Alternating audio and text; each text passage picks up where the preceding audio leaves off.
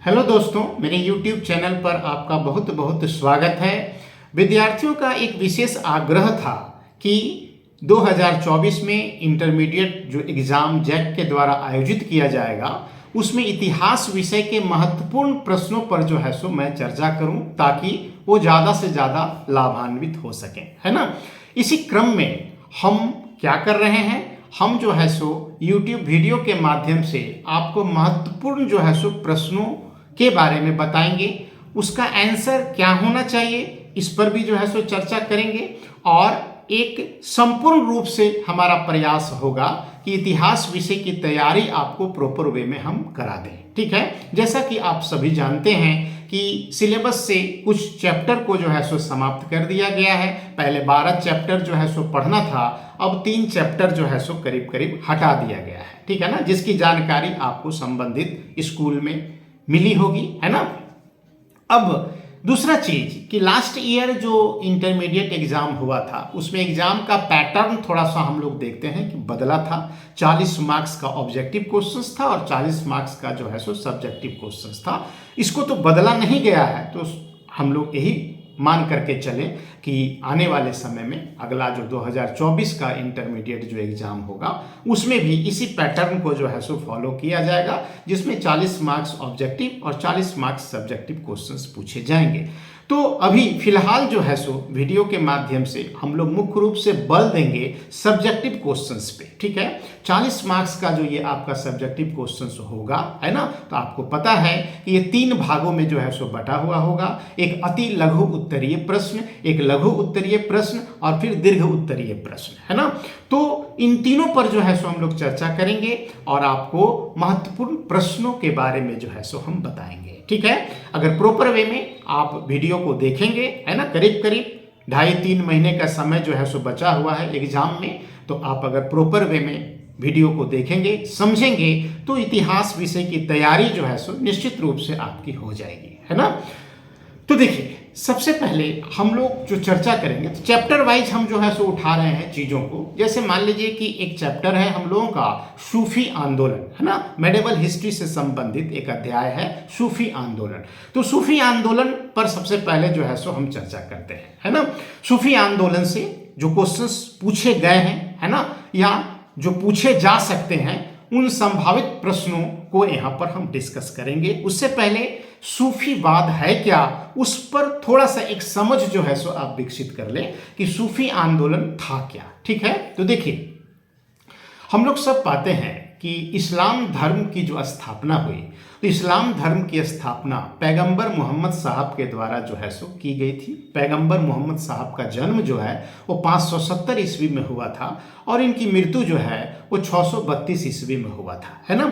अरब जगत से संबंधित थे ये, है ना, चूंकि उस जमाने में, उस समय में, है ना, पूरा अरब जो जगत था, अरब का जो पूरा इलाका था वो बहुत सारे कबीलों में जो है सो बटा हुआ था।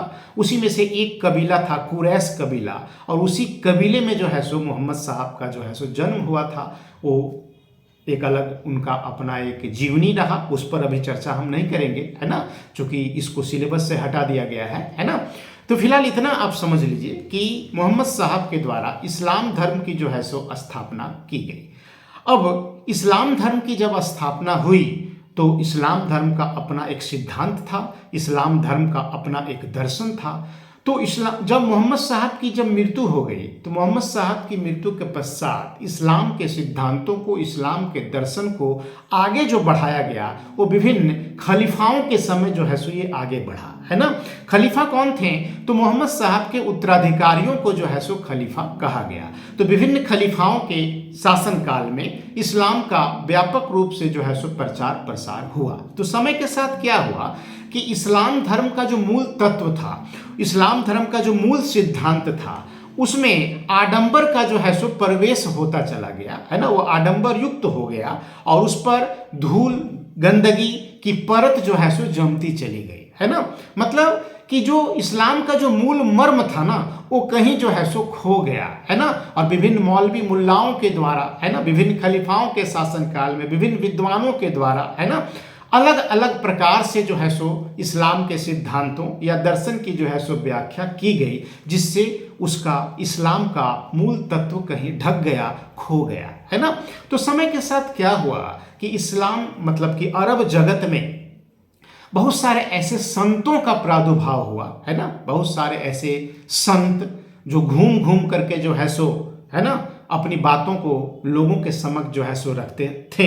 जैसा कि भारत में साधु सन्यासी हुआ करते हैं जो घूम घूम करके अपनी बातें लोगों तक जो है सो पहुंचाते हैं। तो ठीक इसी प्रकार से अरब जगत में बहुत सारे ऐसे संत जो है सो उत्पन्न हुए, पैदा हुए, है ना, जो घूम घूम करके लोगों को ये बताना शुरू किए कि भाई देखो इस्लाम वो नहीं है जो तुम समझ रहे हो, देखो इस्लाम वो है जो मैं आपको जो है सो बता रहा हूं। ठीक है, मतलब कि इस्लाम का जो मूल जो मर्म था, उस मूल मर्म को जो है सो लोगों को बताया जाना आरंभ किया गया कुछ प्रमुख संतों के द्वारा। ये जो संत थे ये लोग क्या करते थे कि भेड़ के बाल का बना हुआ कंबल, है ना, या भेड़ के बाल से बना हुआ जो वस्त्र है ये जो है सो धारण करते थे, है ना। भेड़ के बाल के बने हुए कंबल को ये जो है सो धारण करते थे, है ना, और ये घूम घूम करके लोगों को जो है सो इस्लाम का वास्तविक मर्म जो है सो बताते थे। तो ऐसे लोगों को ही सूफी कहा गया है ना। मतलब सूफी जो शब्द है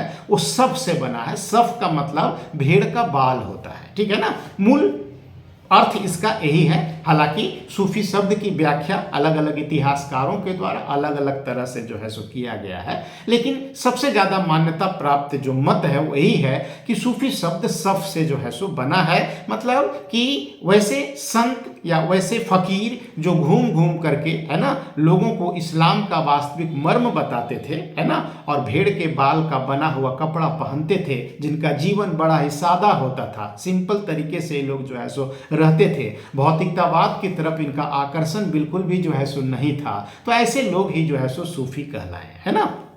अब देखिए सूफी शब्द का मतलब हम लोग यहां पर समझ गए। अब सूफीवाद जो है, वाद चूंकि जुड़ा हुआ है, मतलब ये एक विचारधारा से जो है सो संबंधित है। तो इसका मतलब क्या हुआ, तो देखिए कोई भी जो धर्म होता है ना, उसका दो जो है सो पहलू होता है, दो जो है सो रूप होता है ना। एक को हम लोग कहते हैं बाहरी रूप और एक को कहते हैं हम लोग आंतरिक रूप, है ना। जैसे हिंदू धर्म भी है तो हिंदू धर्म का भी एक बाहरी रूप है और एक आंतरिक इसका जो है सो पक्ष है ना। ये आंतरिक जो पक्ष है यही हमारे धर्म का जो है सो दर्शन है, ठीक है ना। तो इस्लाम का भी दो रूप है, एक बाहरी रूप और एक आंतरिक रूप, ठीक है ना। और आंतरिक रूप जो होता है वो हमेशा रहस्यमय होता है, रहस्य से जो है सो घिरा हुआ होता है, उसमें उसका दार्शनिक पुट जो है वो समाहित होता है ना। जैसे मान लीजिए कि भगवान को हम फूल चढ़ाते हैं या भगवान को जो है सो हम लड्डू चढ़ाते हैं या भगवान को जा करके हम जल चढ़ाते हैं, तो ये हमारे धर्म का जो है सो बाहरी रूप हो गया कि भाई शंकर भगवान को शिवलिंग में जा करके हम जो है सो जल चढ़ा दिए, तो ये हमारे धर्म का मान लीजिए कि बाहरी रूप हो गया, है ना। लेकिन जल क्यों चढ़ाएं, है ना, लड्डू क्यों चढ़ाएं, फूल हम क्यों चढ़ाएं, इसके पीछे का रहस्य क्या है, इसको अगर समझना है तो हमारे धर्म के आंतरिक पक्ष को जो है सो आपको समझना होगा, इसके आंतरिक दर्शन को जो है सो हमको समझना होगा। ठीक इसी प्रकार से इस्लाम का भी दो रूप है। इस्लाम का जो बाहरी रूप है उसको हम लोग शरीयत के नाम से जो है सो जानते हैं, है ना। और इस्लाम का जो आंतरिक जो पक्ष है उसको हम लोग तरीकत के नाम से जो है सो जानते हैं। जैसे मान लीजिए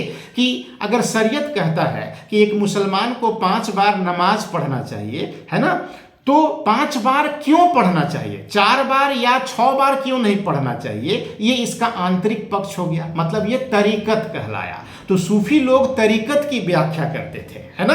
सूफी लोग इस्लाम का जो गूढ़ जो रहस्यवादी जो तथ्य है उस तथ्य की जो है सो व्याख्या करते थे, आंतरिक पक्ष या आंतरिक दर्शन की जो है सो व्याख्या करते थे।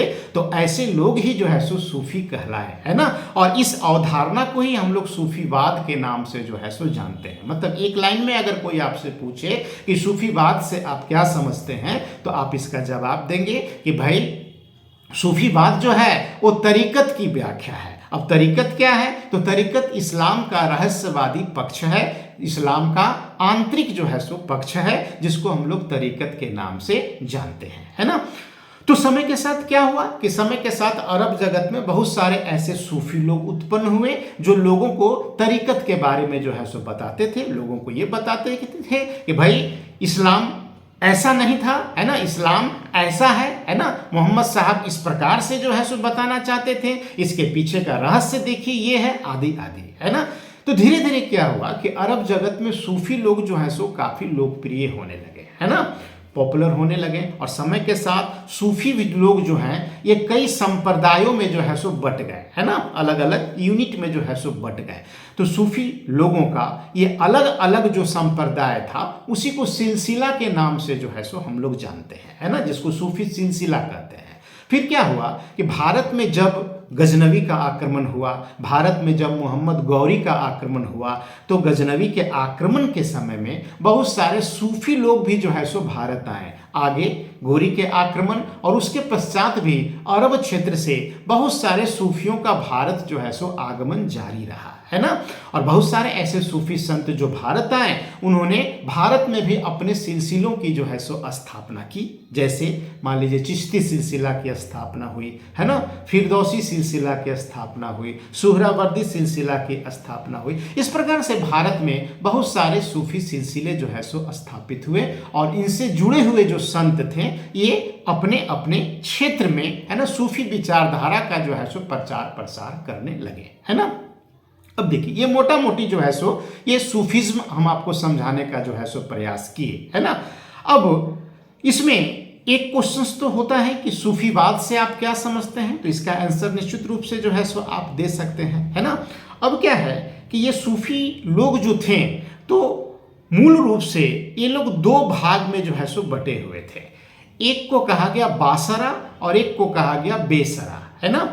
तो बासरा और बेसरा का क्या मतलब हुआ, है ना। जैसे मान लीजिए क्वेश्चन अगर आपसे पूछे कि बेसरा और बासरा से आप क्या समझते हैं, है ना, तो इसमें एक चीज ध्यान रखिएगा कि ये सूफी लोग जो थे तो सूफी लोग में भी ऐसे सूफी जो शरीयत पर विश्वास करते थे, है ना, जो शरीयत की अवधारणा को मानते थे, है ना, ऐसे सूफियों को, है ना, बासरा कहा गया। मतलब बासरा कौन, बासरा वे जो शरीयत पर विश्वास करते थे, और बेसरा कौन, जो शरीयत को नहीं मानते थे, है ना।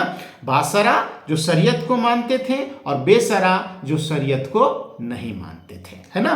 बासरा जो लोग थे, है ना, तो ये लोग जो हैं यह एक जगह स्थिर होकर, है ना, अपनी बातों का प्रचार प्रसार करने पर जो है सो विश्वास करते थे, ठीक है ना। जैसे कि जो सिलसिला होता था तो हम लोग पाते हैं कि किसी भी सिलसिले से बहुत सारे सूफी संत जो है सो जुड़े हो सकते थे। तो सूफी जो संत होते थे, मतलब कि चूंकि सूफीवाद में हम लोग पाते हैं क्या कि गुरु की महत्ता सर्वोपरि बताई गई है, तो होता क्या था कि ये सूफी लोग जो हैं, है ना, जो सूफी लोग जो थे तो ये लोग खानकाह में जो है सो निवास करते थे। खानकाह मतलब आश्रम, है ना, माने वह स्थान जहाँ एक सूफी संत अपने शिष्यों के साथ जो है सो निवास करता था। तो ऐसे स्थान को, ऐसे आश्रम को हम लोग खानकाह के नाम से जो है सो जानते हैं, है ना। तो ये जो सूफी जो खानकाह हुआ करते थे वहाँ पर जो सूफी गुरु होता था, जो मेन संत होते थे जिसको पीर कहा जाता था, और जो शिष्य लोग होते थे उनको मुरीद कहा जाता था, है ना। तो खानकाह वह स्थान जहाँ पीर अपने मुरीदों के साथ जो है सो रहा करते थे और अपने सिद्धांतों का, अपने दर्शन का प्रचार प्रसार किया करते थे, है ना। खानकाह में बहुत सारे लोग जो है सो आते थे, है ना, वहाँ पर एक बैठक होता था जहाँ पर पीर के द्वारा जो है सो, है ना, लोगों को इस्लाम का वास्तविक मर्म जो है सो बताया जाता था, ठीक है। ठीक इसी प्रकार से बेसरा से जुड़े हुए जो सूफी संत होते थे उनका कोई निश्चित ठिकाना नहीं होता था। ये लोग घुमक्कड़ होते थे, ये घूमते थे और घूम घूम करके अपनी बातों को जो है सो लोगों के समक्ष रखते थे। तो बासरा और बेसरा का मतलब जो है सो आप समझ गए। आप दो चीज समझ गए, एक सूफीवाद क्या था, दूसरा बासरा और बेसरा का मतलब क्या था, ये भी जो है सो आप समझ गए, ठीक है। खानकाह का मतलब भी जो है सो आप समझ गए। अब एक और इम्पॉर्टेंट चीज जो क्वेश्चंस के रूप में पूछा भी गया है कि जिम्मी से आप क्या समझते हैं और जजिया से जो है सो आप क्या समझते हैं, है ना। तो जिम्मी से आप क्या समझते हैं और जजिया से जो है सो क्या समझते हैं, तो इसको थोड़ा सा हम लोग समझने का प्रयास करते हैं, है ना।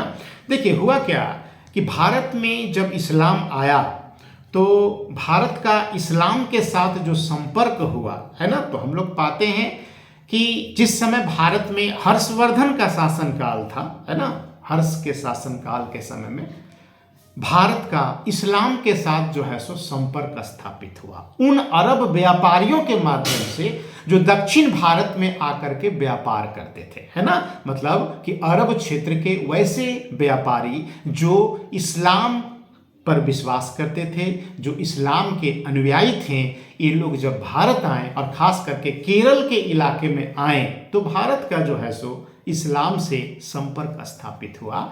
लेकिन भारत का इस्लाम के साथ राजनीतिक संपर्क जो स्थापित हुआ वो 712 ईस्वी में मोहम्मद बिन कासिम के भारत पर आक्रमण के दौरान हुआ, है ना। 712 में जब मोहम्मद बिन कासिम का सिंध पर जब आक्रमण हुआ तो मोहम्मद बिन कासिम ने सिंध पर जो है सो अधिकार स्थापित कर लिया और भारत इस्लाम के राजनीतिक संपर्क में जो है सो आ गया, ठीक है ना। अब क्या हुआ कि ये जो आक्रमणकारी थे, चाहे मोहम्मद बिन कासिम हो या गोरी हो, गजनबी हो, कोई भी हो, तो मोहम्मद बिन कासिम मतलब मुसलमान लोग जब भारत आए तो इनकी संख्या जो है वो काफ़ी कम थी, है ना, मतलब कि ये काफ़ी कम संख्या में जो है सो भारत आए, लेकिन राजनीतिक सत्ता जो है सो इनके पास थी, है ना। उन्होंने एक क्षेत्र पर जो है सो अधिकार कर लिया, है ना। उस क्षेत्र में रहने वाले जो लोग थे तो अधिकांश लोग जो थे वो गैर इस्लामी थे, है ना, जो इस्लाम धर्म को नहीं मानते थे।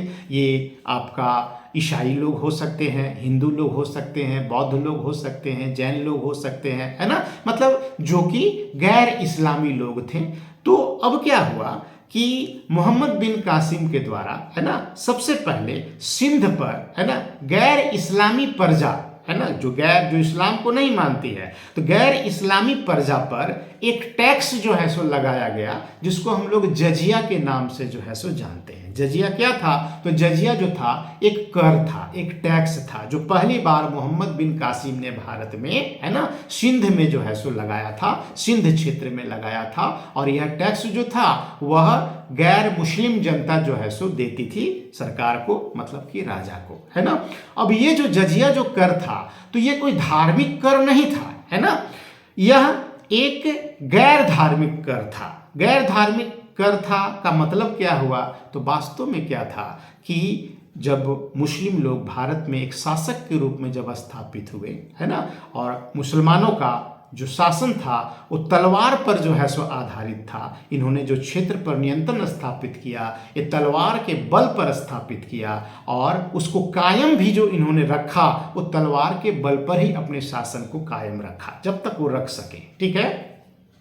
तो ये लोग क्या थे कि इन लोगों ने गैर मुस्लिम जनता को ये बताया कि भाई हम आपको सैनिक सेवा जो है सो प्रदान कर रहे हैं, है ना, मतलब कि आपको हम सुरक्षा जो है सो प्रदान कर रहे हैं। मेरी छत्र छाया में आप अपने धर्म का अनुपालन प्रॉपर वे में जो है सो कीजिए, हमको इससे कोई आपत्ति नहीं है। हम आपको जो है सो सुरक्षा मुहैया कराएंगे, हम आपको संरक्षण जो है सो प्रदान करेंगे, है ना। तो इसके बदले आपको जो है सो हमको एक टैक्स देना होगा, है ना, और यह टैक्स जो है वो जजिया के नाम से जो है सो जाना जाएगा, है ना। मतलब जजिया क्या हो गया? तो जजिया सैनिक सेवा के एवज में वसूला जाने वाला एक जो है सो गैर धार्मिक कर था, है ना, जो कि पहली बार सिंध में जो है सो मोहम्मद बिन कासिम के द्वारा आरोपित किया गया और बाद में विभिन्न मुस्लिम शासकों के काल में ये आगे बढ़ा, ठीक है ना। कुछ मुस्लिम शासकों ने इसको समाप्त भी किया, जैसे अकबर के द्वारा जो है सो जजिया को समाप्त किया गया था, बाद में फिर इसको जो है सो लगा दिया गया। तो अगर आपसे कोई पूछे कि जजिया जो है वो क्या था तो इसका जवाब आप आराम से दे सकते हैं कि जजिया एक टैक्स था, एक गैर धार्मिक जो है सो कर था। ये सैनिक सेवा के एवज में वसूला जाने वाला जो है सो ये कर था। इसको पहली बार जो है सो मोहम्मद बिन कासिम के द्वारा सिंध क्षेत्र में आरोपित किया गया था, ठीक है। तो जजिया देने वाले जो लोग थे ना उसी को जिम्मी कहा गया, है ना। जिम्मी का मतलब होता है संरक्षित प्रजा, ठीक है, मतलब ऐसा प्रजा जो संरक्षित हो, किसके द्वारा? तो मुस्लिम शासकों के द्वारा संरक्षित प्रजा। ऐसी संरक्षित प्रजा या ऐसे लोग जो जजिया देते हैं वो जिम्मी जो है सो कहलाए, है ना। तो अगर क्वेश्चन आपसे पूछे कि जिम्मी से आप क्या समझते हैं, अगर आपसे क्वेश्चन पूछे कि जजिया से जो है सो आप क्या समझते हैं, अगर आपसे क्वेश्चन पूछे कि खानकाह से आप क्या समझते हैं, आपसे पूछा जाए कि बासरा और बेसरा क्या होता था, यदि आपसे पूछा जाए कि सूफीवाद क्या होता था, तो हम समझते हैं कि आप इसका आंसर जो है सो दे सकते हैं, है ना। और ये सारा जो क्वेश्चंस होगा ये या तो लघु उत्तरीय प्रश्न के रूप में आपसे पूछा जाएगा, या नहीं तो जो है सो मतलब कि अति लघु उत्तरीय प्रश्न के रूप में पूछा जाएगा, या नहीं तो लघु उत्तरीय प्रश्न के रूप में पूछा जाएगा।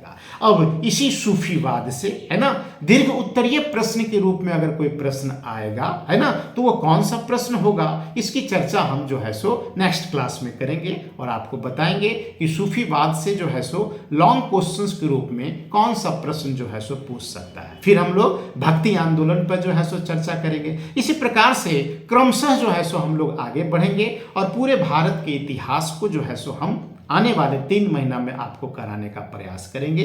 जिन प्रश्नों को हम यहाँ पर उठा रहे हैं निश्चित रूप से 2024 के एग्जाम के लिए काफी महत्वपूर्ण होगा, तो आप इसको गंभीरतापूर्वक सुनेंगे और महत्वपूर्ण बातों को लिखने का भी जो है सो प्रयास करेंगे। तो आज इतना ही, नेक्स्ट वीडियो में मिलते हैं। Thank you.